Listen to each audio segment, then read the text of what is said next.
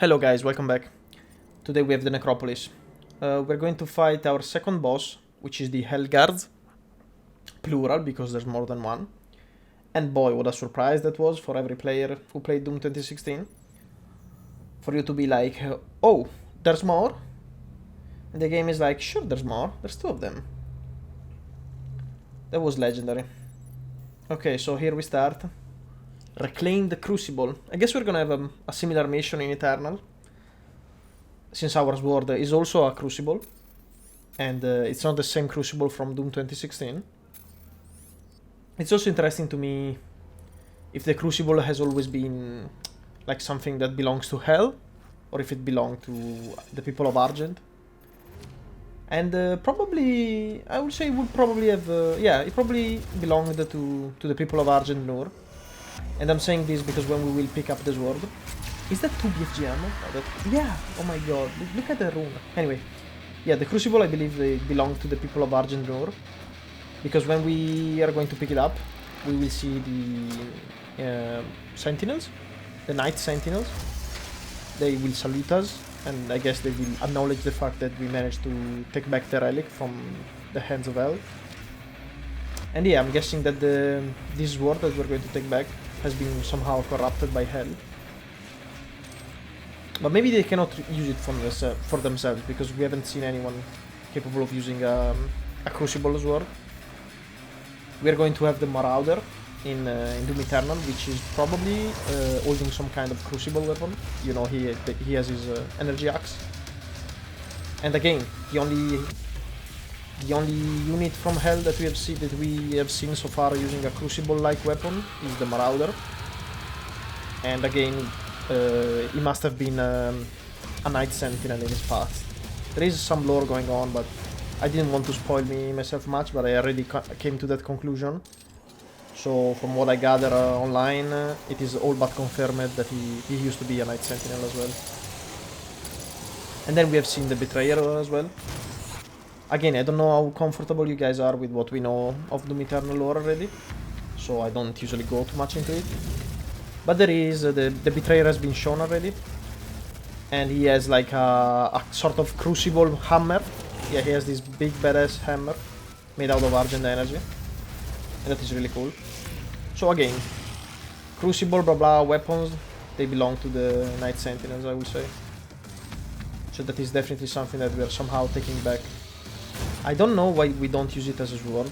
I'm just gonna go out and say that it's probably because they didn't script anything for it. Maybe even the story about the game came out pretty late, as far as we know, from the no-clip videos. Like when they were very late into development. What the hell happened to that Spectre? He got stuck on the stairs.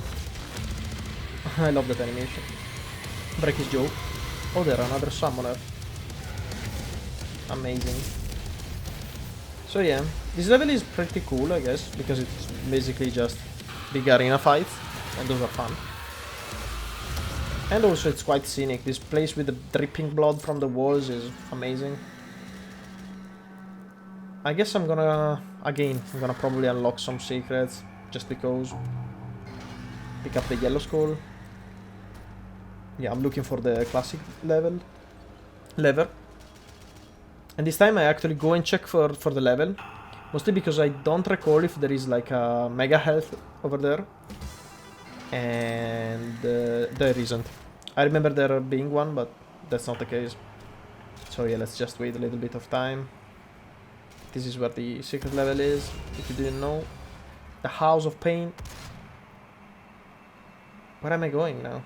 Oh, pick up the chainsaw fuel, that makes sense. So yeah, this level is pretty chill until the very end, where you get to fight the boss, which they can be hard.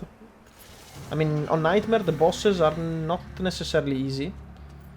Sure, if you're good enough at the game, you can output so much damage to obliterate them before they basically do more than just a few attacks.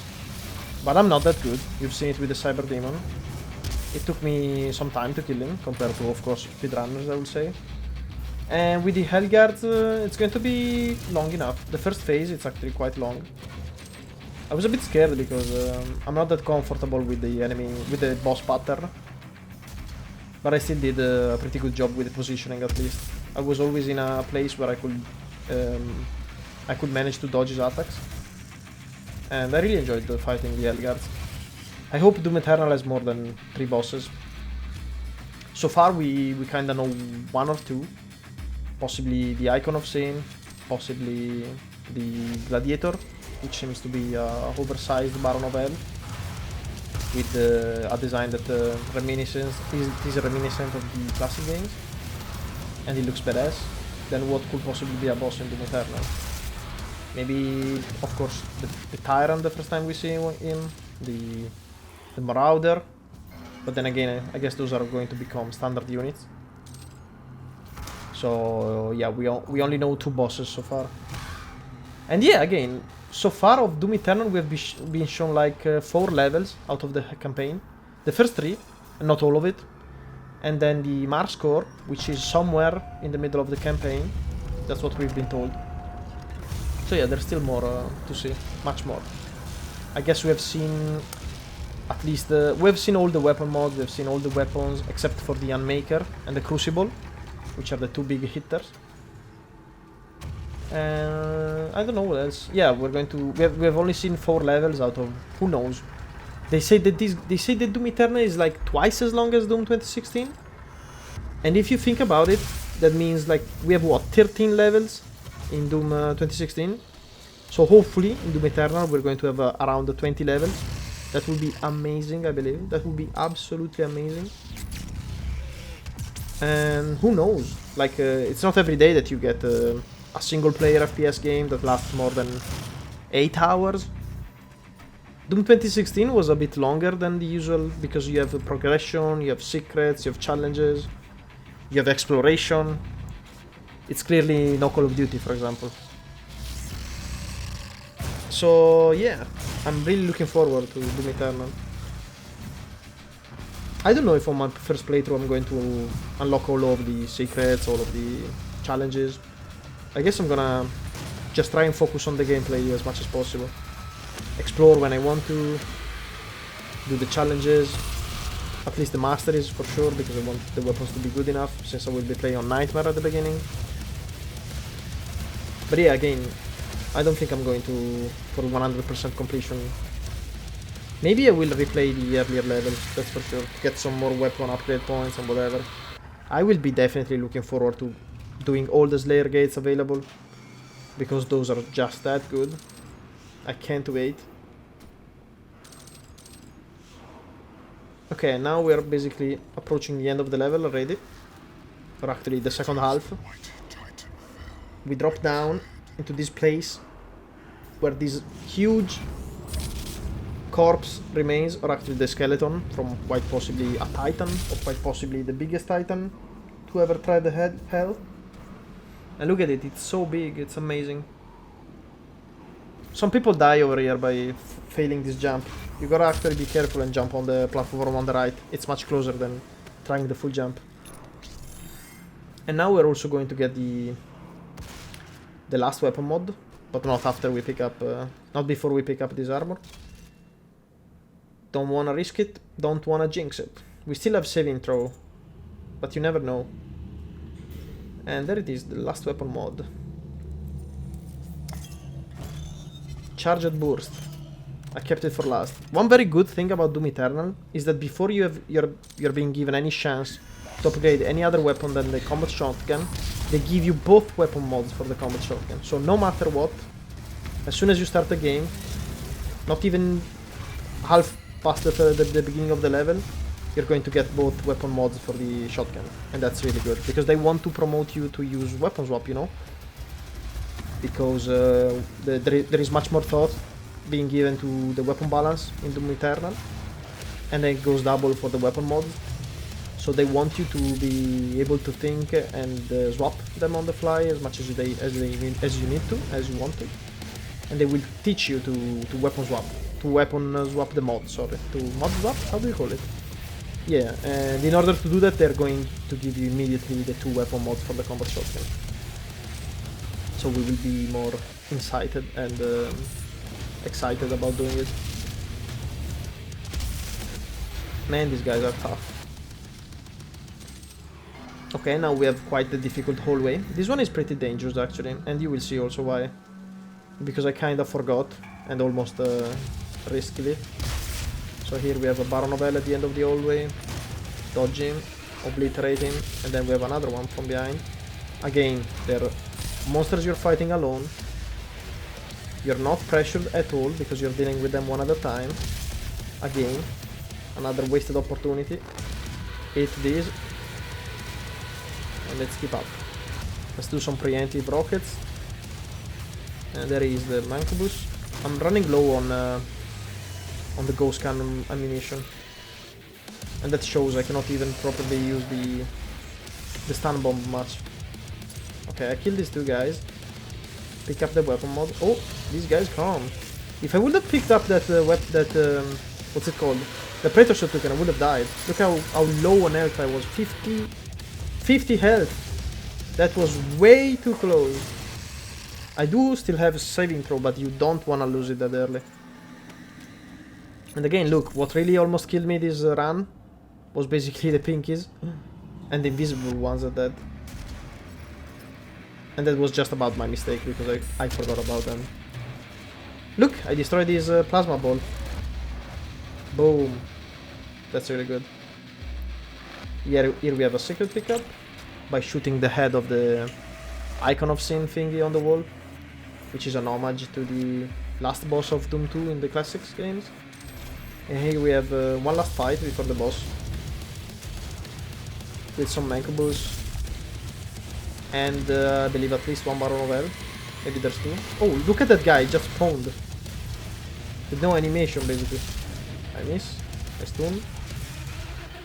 That was a weird spawn, he just did.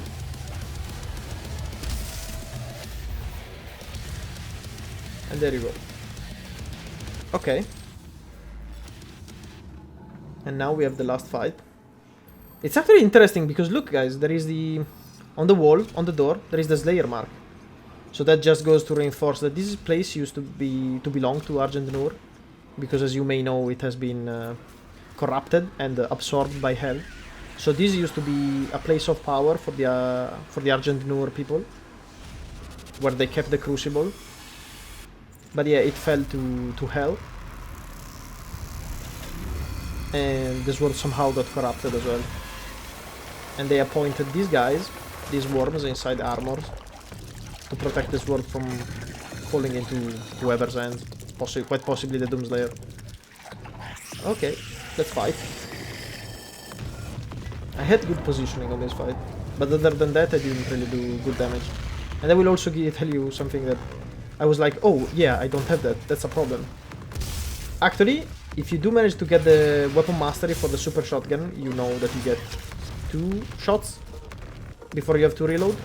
And that is especially amazingly good against this guy, because you have to shoot his yellow energy as he concentrates it. You see?